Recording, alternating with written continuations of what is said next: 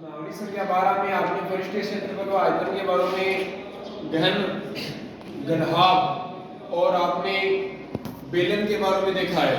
तो आज आइए हम देखते हैं शंकु, गोला और अर्धगोला। सबसे पहला टॉपिक हमारा शंकु।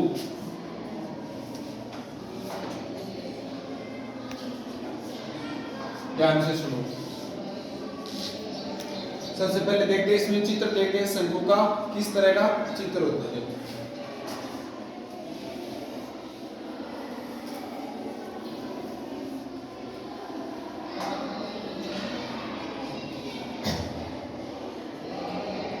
ये आपका ये क्या है कि शंकु है, ठीक है। इसमें देखो शंकु का जो नीचे का भाग है, जो आधार है जो शंकु का, वह आपको किस आकार का दिखाई दे रहा है? वर्ताकार। किस आकार दिखाई दे रहा है? ये आपको वर्ताकार भाग दिखाई दे रहा है। और वर्त की होती क्या वैसे? त्रिज्या। क्या होती है? त्रिज्या। ये आपकी इसके यहाँ से लेके यहाँ तक की आपकी वर्त की क्या हो गई? त्रिज्या हो गई। और शंकु की भी क्या हो गई है? त्रिज्या हो गई। उसके बाद में इस बिंदु से आप यहाँ तक लेकर आते हो, यह शंकु की क्या होगी बच्चों? ऊंचाई। इसको हम किससे दर्शाते हैं? एल से दर्शाते हैं। और यह आपकी है, ये आपकी तिर्यक ऊंचाई है। ये आपकी क्या है? तिर्यक ऊंचाई से हम किससे दर्शाते हैं? एल से दर्शाते हैं। किस दर्शाएंगे हमें? एल से।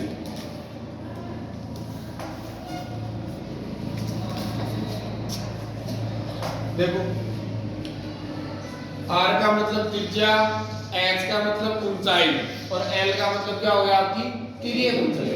ठीक है, लिखते हैं देखिए।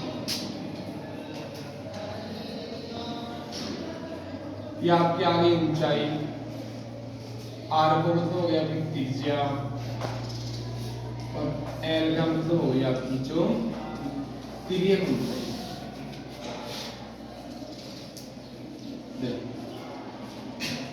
ये आपकी ऊंचाई है, ये त्रिज्या पर क्या आपकी लंबवत है। क्या बच्चों? लंबवत है। मतलब यहाँ पर कितने डिग्री का कोण बना रही है? 90 डिग्री का कोण बना रही है। कितने डिग्री का कोण बना रही है? 90 डिग्री का यहाँ पर क्या बना रही है? आपका कोण बना रही है। समझ आ गई? जैसे देखती हो कि आप शंकु का कोई उदाहरण दीजिए, तो शंकु का उदाहरण क्या होती है? तो आप आइसक्रीम खाते हो तो उसका कोण होता है किस आकार का होता है? आपका एक शंकु के आकार का होता है।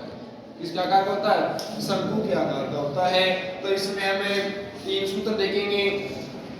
एक तो वक्र पृष्ठीय क्षेत्रफल, संपूर्ण पृष्ठीय क्षेत्रफल व आयतन। मैंने कल बताया था कि वक्र पृष्ठीय क्षेत्रफल क्या होता है?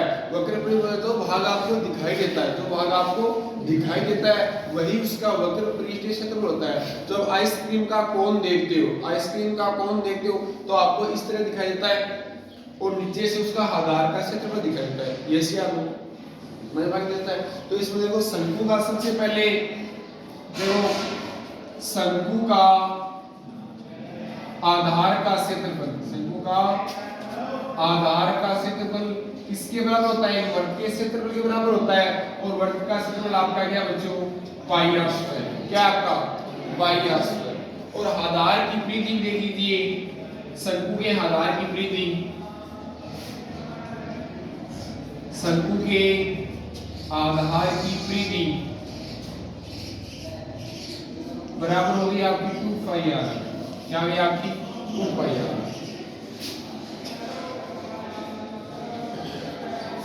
शंकु का वक्र पृष्ठीय क्षेत्रफल, शंकु क्या आ गया? वक्र पृष्ठीय क्षेत्रफल। इसमें आपको एक तो दिखाई दी तिर्यक ऊंचाई और एक आप कहती है आपकी त्रिज्या। तो इसका क्षेत्रफल क्या हो गया आपका? पाई आर। क्या हो गया बच्चों? पाई आर है। तो आगे देखो, आगे अब आप लिखते हो शंकु का संपूर्ण पृष्ठीय क्षेत्रफल। क्या लिखते हो? शंकु का संपूर्ण पृष्ठीय क्षेत्रफल। शंकु का संपूर्ण पृष्ठीय। तो शंकु के संपूर्ण पृष्ठीय में कितने भाग शामिल हो गए? मैंने आपको बताया कि जो भाग आपको दिखाई देता है उसमें आप जो भाग दिखाई नहीं दे रहा था वह जोड़ दीजिए, तो आपका शंकु का संपूर्ण पृष्ठफल आ जाएगा। तो आपको नीचे का जो आधार का क्षेत्रफल है, यह भाग आपको दिखाई नहीं दे रहा था और आधार के क्षेत्रफल का सूत्र क्या होता है? आपका पाई आर स्क्वायर होता है। क्या होता है? पाई आर स्क्वायर। तो इसका सूत्र कहां से बना? एक तो है वक्र पृष्ठीय क्षेत्रफल और इसके अंदर हम क्या जोड़ते हैं, आधार का शंकु जोड़ते हैं। क्या जोड़ते हैं बच्चों, आधार का। देखो शंकु का वक्र जो होता है कि आपका पाई आर एन हो गया और आधार का आपका आ गया पाई आर स्क्वायर। क्या आ गया आपका पाई आर स्क्वायर। इसमें देखो पाई आर यहाँ पर भी है, पाई आर यहाँ पर भी है, कॉमन ले लेते हैं तो आ गया पाई आर कॉमन आ गया। तो यहाँ पर तो क्या बचा आपका एल बचा और पाई आर स्क्वायर है, यहाँ पर क्या बचा आपका आर बचा। तो आपका सूत्र क्या हो गया बच्चों, पाई आर आर प्लस क्या हो गया एल हो गया। ये आपका शंकु का संपूर्ण पृष्ठीय क्षेत्रफल आ गया। क्या आ गया बच्चों आपका शंकु का संपूर्ण पृष्ठीय क्षेत्रफल। बोलो ठीक है। उसके बाद देखते हैं शंकु का आयतन। शंकु का आयतन, अब मैंने आपको के लिए एक बात बताई थी, आयतन का मतलब क्या होता है। आयतन का मतलब होता है इसमें कितनी, इसकी कितनी धारिता है, इसमें कितना पानी आ सकता है, इसमें कितना द्रव्य आ सकता है, इसमें कितना ठोस आ सकता है। समझ में आ रही है बात, वही इसका आयतन होता है। तो आप भी देखते हो, कल मैंने बेलनाकार एक टंकी बताई तो आप इसमें क्या देखते हो कि इसकी कितनी मोटाई है, इसकी कितनी मोटाई है और इसकी कितनी ऊंचाई है। इसी तरह से आप इस शंकु में देखते हो तो शंकु का आधार का क्षेत्रफल, आधार का क्षेत्रफल कितना है और आपको ऊंचाई से मतलब है, किससे मतलब है ऊंचाई से, आपको तिर्यक ऊंचाई से मतलब नहीं है इसमें। तो बच्चों शंकु का आयतन का सूत्र होता है आपका 1/3 पाई आर स्क्वायर होता है। क्या होता है 1/3 पाई आर स्क्वायर होता है। इसमें ध्यान देने योग्य बात यह है कि जो आपकी एल तिर्यक ऊंचाई है, जो आपकी एल तिर्यक ऊंचाई है उसका प्रयोग सिर्फ वक्र पृष्ठीय क्षेत्रफल और संपूर्ण पृष्ठीय क्षेत्रफल के सूत्र में किया जाता है। शंकु के आयतन में एल का प्रयोग नहीं करता है, एल सूत्र में नहीं आ रहा है। और जो आपका एच है, जो आपकी ऊंचाई है, जो आपकी वक्र हो रहा है आपका संपूर्ण में एच काम में नहीं आ रही है। समझ में नहीं आ रही है, इसी प्रकार का डाउट नहीं है। अब देखो, अब आपने त्रिज्या, ऊंचाई और तिर्यक ऊंचाई आप तीन नाम सुन रहे हो, बार-बार सुन रहे हो, इनका काम आ रहे, तो इनके मध्य संबंध भी होता है, कोई संबंध होता है, कहां से आए हैं, कैसे आए हैं। देखो ध्यान से सुनना बच्चों कि यहां पर ये आपकी h है, ये आपकी r है, ये आपका l है। यहां पर 90 डिग्री का कोण बन गया। कितने डिग्री का कोण बन गया 90 डिग्री का। तो यह कौन सा त्रिभुज हो गया, समकोण त्रिभुज हो गया। ध्यान से सुनो मेरी बात, ये कौन सा हो गया समकोण त्रिभुज हो गया। लिख के देखो, किसी बात समझाते हैं आपको। शंकु में त्रिज्या, ऊंचाई, त्रिज्या का मतलब r हो गया, ऊंचाई का मतलब h हो गया, वह तिर्यक ऊंचाई के, तिर्यक ऊंचाई में संबंध देखिए आप क्या संबंध है, निकाल के हम ये समकोण त्रिभुज बना रहे हैं। कौन सा त्रिभुज बना रहे हैं, समकोण त्रिभुज बना रहे हैं। देखो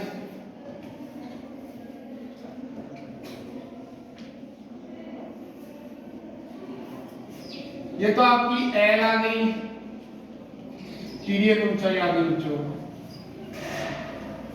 और ये आपकी R आ गई, ये क्या आपकी त्रिज्या है, और ये आपकी H आ गई, आपकी क्या बच्चों ऊंचाई है, ये A है, ये B है, ये C है, और ये 90 डिग्री है। कोई डाउट? आपको पता है कि समकोण त्रिभुज में एक प्रमेय लागू होती है, उस प्रमेय का नाम पाइथागोरस प्रमेय। कौन से प्रमेय लागू होती है, पाइथागोरस प्रमेय। क्या बोलती है कि समकोण त्रिभुज में कर्ण का स्क्वायर बराबर होती है लंब का स्क्वायर प्लस से आधार के स्क्वायर के बराबर होती है। देखो समकोण त्रिभुज एबीसी में पाइथागोरस प्रमेय लगाते हैं। ध्यान से सुनना, समकोण त्रिभुज,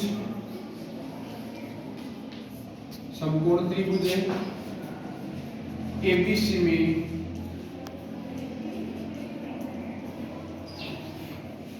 पाइथागोरस तो आपकी होती है बच्चों कर्ण का स्क्वायर बराबर होती है लंब का स्क्वायर और प्लस होती है आपकी आधार का। ठीक है, करण यहाँ पर क्या है, एल है, आ जाएगा एल का स्क्वायर, और लंब यहाँ पर क्या बच्चों, लंब इसको मान लो ऊंचाई दो, ये आ गया आपका एच का स्क्वायर आ गया, और ये आपका आधार का स्क्वायर क्या आ गया आपका आर स्क्वायर। समझा नहीं हुआ? तो उनके बीच में संबंध क्या आया, एल स्क्वायर बराबर एच स्क्वायर प्लस क्या है आपका आर स्क्वायर है। समझ में आ रही है? तो इसमें यदि आप ध्यान से सुनो, यदि आप एल का मान निकाल, संबंध तो ये आपका, देखो ध्यान से सुनो, संबंध आपका ये है, यदि हम एल का मान निकाल रहे हैं, एल का मान निकाल रहे हैं, तो बच्चों उसका स्क्वायर उठाएंगे तो इन दोनों पर क्या आ जाएगा आपका अंडर रूट आ जाएगा, क्या आ जाएगा आपका अंडर रूट आ जाएगा। एक समीकरण आपकी आ गई एल का मान निकालने के। समझ भाई? यदि आप ऊंचाई निकाल रहे हो, यदि आप ऊंचाई निकाल रहे हो तो आपकी आर स्क्वायर का पक्षांतर इधर हो जाएगा, तो देखो आर स्क्वायर बराबर क्या आ जाएगा आपका एल स्क्वायर माइनस क्या आ जाएगा आपका एस स्क्वायर आ जाएगा। आर स्क्वायर कब आएगा, आर त्रिज्या निकाल रहे हो तो एल स्क्वायर को इधर भेज दो तो L square minus S square आ गया। ठीक है, इसका आप स्क्वायर उठाओगे तो ये अंडर रूट आ जाएगा एल स्क्वायर माइनस का एस स्क्वायर आ जाएगा। ये आपकी दो आ गई। यदि आप शंकु की ऊंचाई निकाल रहे हो तो इस त्रिज्या का पक्षांतर कर दीजिए, त्रिज्या क्या कर दीजिए, पक्षांतर कर दीजिए, तो आपका आ जाएगा एल स्क्वायर बराबर आ जाएगा बच्चों एल स्क्वायर माइनस क्या आ गया आपका आर स्क्वायर, और एच बराबर में क्या हो गया आपका under root L square minus क्या आ गया आपका आर स्क्वायर। ये आ गया, और ये आपका समीकरण संख्या 3। यह है आपका शंकु की त्रिज्या, ऊंचाई और तिर्यक ऊंचाई के बीच में संबंध। ठीक है, ये आपने शंकु में देखो 10वीं क्लास में इतना नहीं होता बच्चों, आगे पढ़े तो कितना ही पढ़ सकते हैं इसको आप। देखो इसमें यदि इस तरह से प्रश्न आ जाएगा, अच्छे सुनना, इस तरह से प्रश्न आ जाएगा कि त्रिज्या आपकी कितनी है, आप दो 5 सेमी ले लो, ठीक है, और इसकी x है 12 सेमी है, तो आपकी शंकु की तिर्यक ऊंचाई ज्ञात करो, इस l का मान ज्ञात करो। एक क्वेश्चन लिखें छोटा सा, r का मान 5 सेमी है, h का मान 12 सेमी है, तो आपकी तिर्यक ऊंचाई ज्ञात करनी है। तो आपको पता है कि l स्क्वायर बराबर होता है क्या बच्चों, r स्क्वायर प्लस क्या होता है आपका s स्क्वायर होता है, अभी देखा आपने। तो l स्क्वायर बराबर r का मान कितना है 5 का स्क्वायर, और h का मान कितना है 12 का स्क्वायर, कितने का है 12 का, 5 का हो गया आपका 25, 12 का आ गया 144 आ गया l स्क्वायर। इन दोनों को जोड़ते हैं आगे 169 आ गए, और ये स्क्वायर उठाते हैं तो 169 पर क्या आ गया अंडर रूट आ गया, 169 का अंडर रूट कितना होता है आपका 13 सेमी, कितना होता है 13 सेमी। तो आपकी शंकु की इसमें ऊंचाई कितनी आ गई आपकी 13 सेमी आ गई। तो इसको आप ध्यान दो, उतारिए समझिए बच्चों। देखो गोला, उसके बाद में शंकु के बाद गोला, सबसे पहले चित्र बना लिया बच्चों।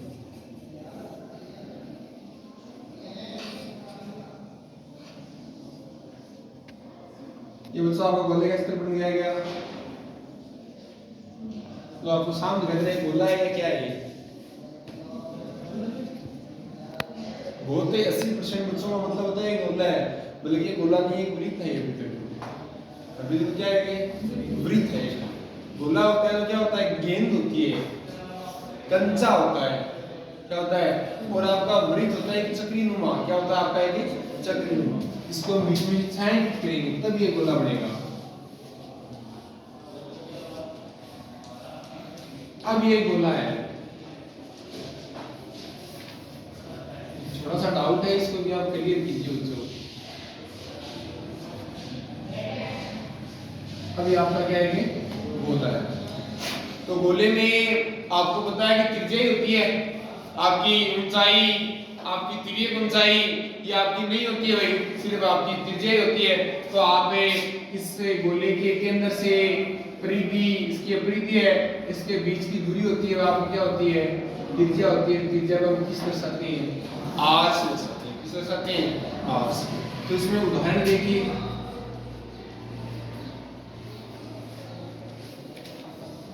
उदाहरण देखो, पहला तो उदाहरण है आपका गेंद है, उदाहरण जो आप खेलते हो, क्रिकेट खेलते हो। एक होता है आपका कंचा, क्या होता है आपका कंचा। ये किसके आकार का होता है कि गोलाकार होता है। किसके आकार का होता है कि गोलाकार होता है। ये आपका एक गोला है। गोले में आपको बच्चों वक्र पृष्ठीय क्षेत्रफल और संपूर्ण पृष्ठफल देखने को नहीं मिलेगा, आपको एक ही मिलेगा दोनों में से। गोले का पृष्ठीय क्षेत्रफल, गोले का पृष्ठीय क्षेत्रफल, ठीक है। पहला सूत्र है इसमें, गोले का पृष्ठीय क्षेत्रफल कितना होता है बच्चों? 4 पाई r स्क्वायर। कितना होता है? 4 पाई r स्क्वायर होता है। और 2 नंबर का होता है आपका गोले का आयतन। गोले का आयतन, गोले का आयतन कितना है? 4/3 पाई r, 4/3 पाई r है, ठीक है। ये आपका गोला है, तो इसमें ये देखो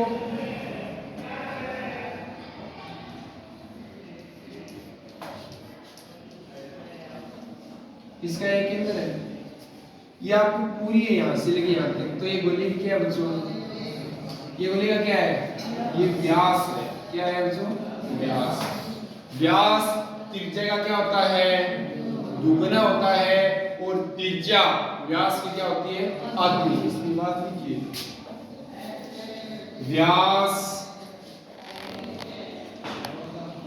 त्रिज्या का दुगुना तथा त्रिज्या व्यास की क्या होती है बच्चों? व्यास की आधी होती है।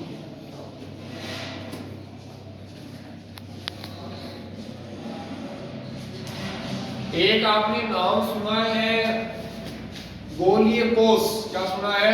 गोलीय कोष। और गोलीय कोष का आयतन याद कीजिए, इस तरह का सूत्र होता है, उसको आप ध्यान से समझ लेंगे।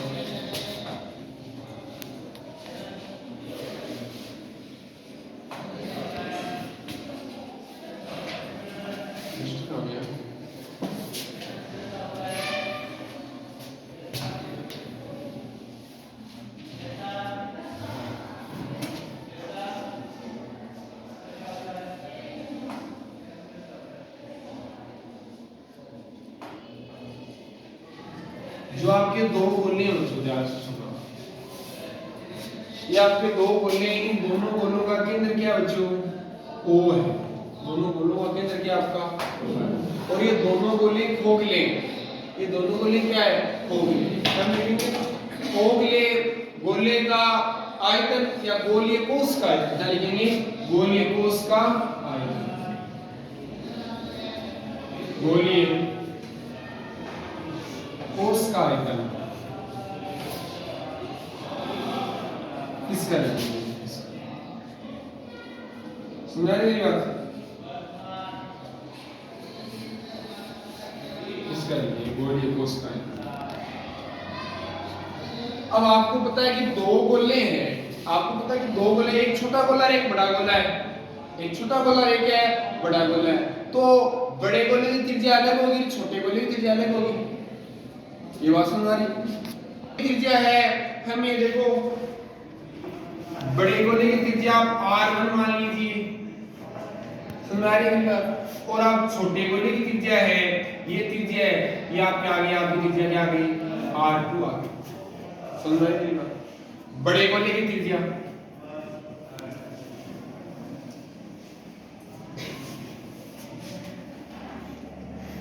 आपके आगे बच्चों r1 आ गई। और छोटे गोले की त्रिज्या कितनी आ गई?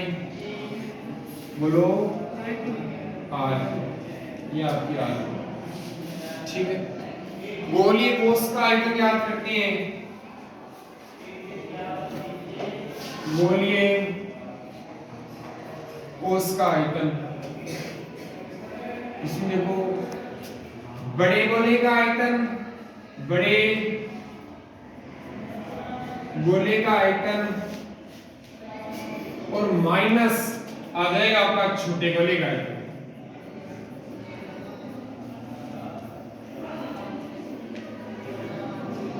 छोटे गोले का आयतन। बड़े गोले का आयतन 4 होता है, गोले का आयतन होता है 4/3 ही होता है, 4/3 ही होता है। इसमें त्रिज्या आपकी r1 है 4/3 पाई r1 का क्यूब आ गया, और इसमें 4/3 पाई r2 का क्यूब आ गया। इसमें गोले में त्रिज्या तो आपने चेंज की है, इसमें आपने बड़े गोले में r1 मान ली थी तो उसका 4/3 पाई r1 क्यूब हो गया, और इसमें आपने छोटे गोले में त्रिज्या r2 मान ली है तो 4/3 पाई r क्यूब हो गया।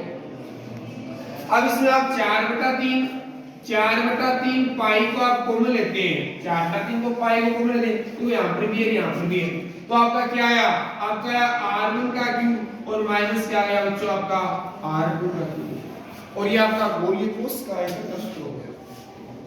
किसी प्रकार की डाउट बताइए, कोई डाउट नहीं है। इसमें हम देखते हैं अर्धगोला, क्या देखते हैं अर्धगोला, एक तो देखते अर्धगोला।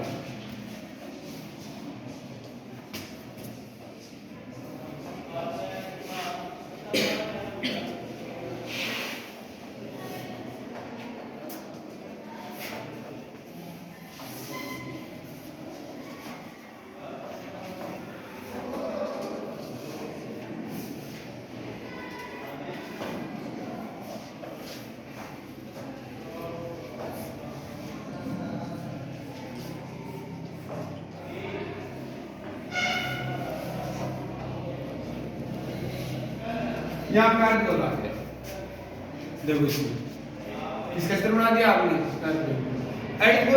अर्धगोले का वक्र पृष्ठीय क्षेत्रफल भी होगा, संपूर्ण पृष्ठीय क्षेत्रफल भी होगा, और उसका क्या होगा आयतन क्यों होगा, तो उसमें आपको क्या जो ऊपर का भाग दिखाई दे रहा है, क्या दिखाई दे रहा है आपको बताइए बच्चों, वृत्ताकार भाग दिखाई दे रहा है। क्या भाग दिखाई दे रहा है, वृत्ताकार भाग।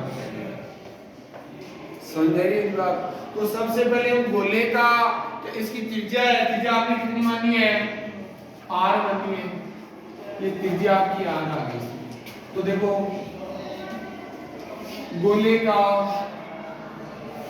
वक्र पृष्ठीय क्षेत्रफल कितना होता है बच्चों आपका 2 पाई r स्क्वायर, कितना होता है 2 पाई r स्क्वायर, ठीक है। जो भाग आपको इसमें दिखाई नहीं दे रहा था वह जोड़ देंगे वक्र पृष्ठीय क्षेत्रफल में, और आपको भाग को कौन सा भाग दिखाई नहीं दे रहा था, जो आधार का क्षेत्रफल है वह आपको दिखाई नहीं दे रहा था, जो आपको आधार का क्षेत्रफल वह भाग दिखाई नहीं दे रहा था। देखो गोले का अर्धगोले का, गोले का नहीं चलेगा अर्धगोला आएगा,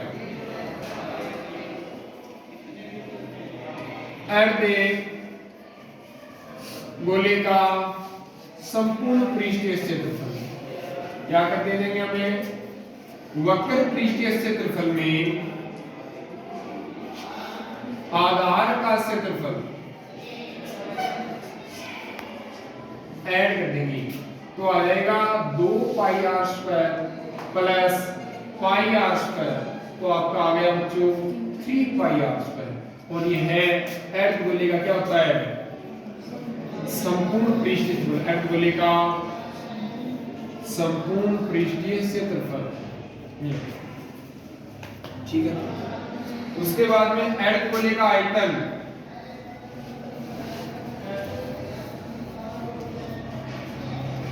अर्धगोले का आयतन, अर्धगोले का आयतन होता है आपका 2/3 पाई r क्यूब। आयतन का मतलब है इस अर्धगोले में किस अर्धगोले की कितनी धारिता है, इस अर्धगोले की कितनी धारिता है, ये आपका आयतन होता है, वॉल्यूम होता है उसका, उसका 2/3 पाई r क्यूब। देखो इसमें जो आपके टॉपिक थे मैंने आपको पृष्ठीय क्षेत्रफल आयतन इसलिए हमारा में प्रत्येक क्वेश्चन करवाया, पर प्रश्न नहीं इसमें आने में बेसिक बताया आपको। कल से हम 12.1 के प्रत्येक क्वेश्चन करेंगे, उसके बाद में इसके उदाहरण करेंगे। तो इसमें आपने देखो सबसे पहले पढ़ाया घनाभ, उसके बाद में पढ़ा आपने घन, समझ आ रही है, उसके बाद पढ़ा बेलन, आज में पढ़ा शंकु, गोला, गोलीय कोष, और क्या पढ़ा आपने अर्धगोला। तो सबसे पहला आपका कहा था घनाभ, तो घनाभ में आपको मैं सूत्र एक बार वापस में रिपीट करता हूं। तो घनाभ के एक फलक का क्षेत्रफल बताइए, घनाभ का एक फलक का क्षेत्रफल होता है आपका लंबाई गुणा चौड़ाई, और घनाभ के एक फलक का परिमाप होता है 2 गुना लंबाई प्लस चौड़ाई। घनाभ का संपूर्ण पृष्ठीय क्षेत्रफल 2 कोष्ठक LB plus LH plus BH। घनाभ का आयतन L गुना B गुना H। घनाभ के विकर्ण की लंबाई होती है under root L square B square plus H square. उसके बाद बनेगा घन का घन के एक फलक का क्षेत्रफल होता है भुजा स्क्वायर या A स्क्वायर। घन के एक परिमाप घन के एक फलक का परिमाप होता है 4 इंटू भुजा होता है। घन का संपूर्ण पृष्ठीय क्षेत्रफल 6 भुजा स्क्वायर।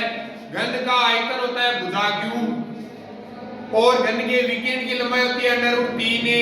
बेलन का आधार का क्षेत्रफल पाई आर स्क्वायर। बेलन के आधार की परिधि 2 पाई आर और बेलन का वक्र पृष्ठ होता है 2 पाई आर है और संपूर्ण पृष्ठीय क्षेत्रफल 2 पाई आर आर प्लस एच और बेलन का आयतन होता है पाई आर स्क्वायर है। आज हमने पढ़ा शंकु। शंकु का वक्र पृष्ठीय क्षेत्रफल पाई आर एल। शंकु का संपूर्ण पृष्ठीय पाई आर कोष्ठक आर प्लस एल। शंकु का आयतन 1/3 पाई आर स्क्वायर है। शंकु का आधार का क्षेत्रफल होता है पाई आर स्क्वायर और आधार की परिधि होती है 2 पाई आर। शंकु में एल आर एच के बीच में संबंध होता है एल स्क्वायर बराबर L square plus R square. उसके बाद में आपने देखा है गोला, तो गोले का पृष्ठीय क्षेत्रफल होता है 4 पाई आर स्क्वायर और गोले का आयतन होता है 4/3 पाई आर क्यूब। गोलीय कोश का आयतन होता है 4/3 पाई आर। R1 का क्यूब माइनस R2 का क्यूब। उसके बाद देखा हमने अर्ध गोले का वक्र पृष्ठीय क्षेत्रफल 2 पाई आर स्क्वायर, संपूर्ण पृष्ठ 3 पाई आर स्क्वायर और अर्ध गोले का आयतन होता है 2/3 पाई आर क्यूब। इसी तरह से आप 12.1 की क्वेश्चन और 12.2 की क्वेश्चन में करेंगे। इन्हीं सूत्रों पर आधारित